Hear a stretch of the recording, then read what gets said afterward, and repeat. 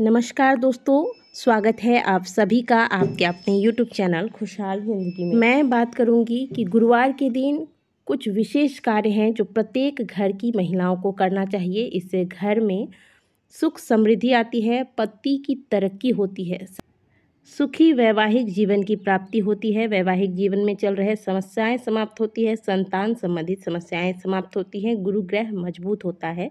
ये छोटे छोटे कार्य यदि प्रत्येक गुरुवार को किए जाए तो प्राय हम सभी घर के मुख्य द्वार पर प्रातःकाल जगते ही जल का छिड़काव करते हैं और यह करना भी चाहिए। यदि आप नहीं करते तो आज से ही करना आरंभ कर दें, लेकिन गुरुवार के दिन इसमें आपको थोड़ा सा बदलाव लाना है। इस जल के लोटे में आपको थोड़ा सा गंगा जल और 1 चुटकी हल्दी डालकर फिर इस जल का छिड़काव अपने घर के मुख्य द्वार पर करना है।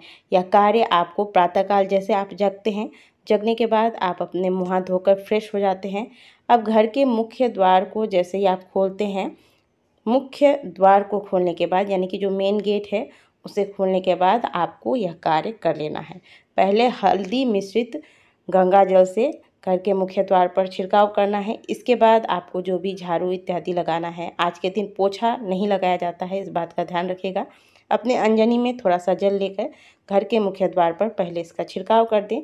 इसके बाद आप अपने रोज़ के कार्य जो हैं, आपको झाड़ू लगाना या घर की सफाई करना, ये आरंभ करें। रात के समय नकारात्मक ऊर्जाएं बहुत ज़्यादा सक्रिय होती हैं और गुरुवार के दिन जब आप हल्दी मिश्रित गंगा जल का छिड़काव घर के मुख्य द्वार पर करते हैं तो घर के बाहर जो घर के दहली पर अगर कोई भी नकारात्मक ऊर्जा होगी, किसी ने कुछ किया होगा, तो वो सभी समाप्त होगा और घर के अंदर सकारात्मक ऊर्जाओं का प्रवेश होगा, जिससे घर में खुशहाली होती है, घर में सुख समृद्धि आती है।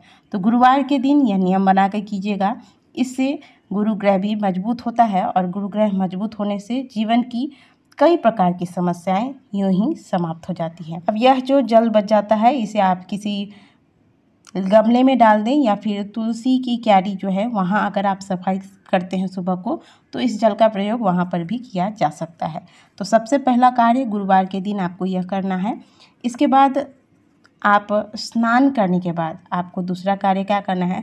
स्नान करने के बाद सबसे पहले तो सूर्य नारायण को जल देना है और सूर्य नारायण को आप जल देते हैं जब, तब इसी प्रकार से तांबे के लोटे में जल भरकर 1 चुटकी हल्दी डालने के बाद इस जल को आप सूर्य नारायण को अर्पित करेंगे, ओम घृणी सूर्याय नमः बोलकर।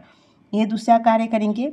अब स्नान करने के बाद आप जैसे ही सूर्य देव को अर्घ देते हैं, एक कटोरे में आप या तो पहले से कच्चे चावल भिगो कर रखें और इसको पीस कर इसका पिठार बना लें, और अगर नहीं हो सकता तो आप एक कार्य कीजिएगा कि चावल का आटा आप अलग से रखिएगा और ये चावल का आटा जो है, यानी कि चावल को पीस कर इसका पाउडर तैयार किया जाता है, इसमें 1 चुटकी हल्दी डाल दें या फिर जल में ही हल्दी मिलाकर, यहाँ पे आप देख सकते हैं जो लोटे में हमने हल्दी डाला था वही जल से हम इस पेस्ट को भी तैयार कर रहे हैं। या तो आप आटे में हल्दी डाल दें या फिर आप हल्दी मिश्रित जल से एक पेस्ट तैयार कीजिएगा चावल के आटे का। ठीक है, आप देख रहे हैं स्क्रीन पर, इस प्रकार से आपको पेस्ट तैयार कर लेना है। और इसके बाद इस पेस्ट का प्रयोग आपको किस कार्य में लगाना है, इसको आप अपने घर के मुख्य द्वार पर दोनों तरफ, घर का जो मेन दरवाज़ा होता है इसके दोनों साइड आपको स्वस्तिक का निर्माण करना है। इसी चावल के आटे में हल्दी डालकर जो आपने पेस्ट तैयार किया है इसका प्रयोग करते हुए स्वस्तिक का निर्माण करने के बाद आप स्क्रीन पर देख रहे हैं इस प्रकार से 4 बिंदियाँ हल्दी के पाउडर से बना दें। स्वस्तिक को आप हल्के में मत लीजिएगा, स्वस्तिक गणेश भगवान का प्रतीक है। तो स्वस्तिक का निर्माण जब आप घर के मुख्य द्वार पर करते हैं तो इससे घर में शुभता आती है और घर में कभी भी नकारात्मक शक्तियों का प्रवेश नहीं होता। तीसरा कार्य आपको क्या करना है, सूर्य नारायण को अर्घ देने के बाद स्वस्तिक बना लीजिएगा। इसके बाद आप थोड़ा सा गाय का कच्चा दूध रखिएगा। गाय के कच्चे दूध की व्यवस्था आप पहले से करके रख सकते हैं तो रख लीजिए, क्योंकि प्रातःकाल शायद हो सके कि आपको ना मिल पाए गाय का कच्चा दूध, तो आप पहले से ही इसकी व्यवस्था बुधवार को ही करके रख लें। फ्रिज में रखिएगा तो दूध खराब नहीं होगा। एक तांबे के लोटे में शुद्ध जल भर लीजिएगा, थोड़ा सा गाय का कच्चा दूध लीजिएगा, बहुत ज़्यादा नहीं लेना है, बिल्कुल थोड़ा सा लीजिएगा। ठीक है, अब आपको अपने घर में, अपने आंगन में जहाँ तुलसी जी का पौधा लगाया है, जिसकी आप प्रतिदिन पूजा करते हैं, वहाँ जाना है और ओम नमो भगवते वासुदेवाय बोलकर यह गाय का कच्चा दूध तुलसी जी में अर्पित कर देना है।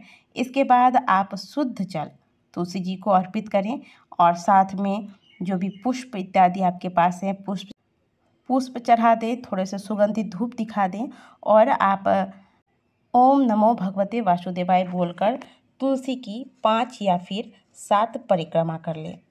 और तुलसी जी की मिट्टी जो गीली हो गई है, वहाँ से थोड़ा सा मिट्टी लेकर इसका तिलक आप अपने मस्तक पर लगाएं। इतना सा आपको कर लेना है। प्रत्येक गुरुवार को यह कार्य करना है।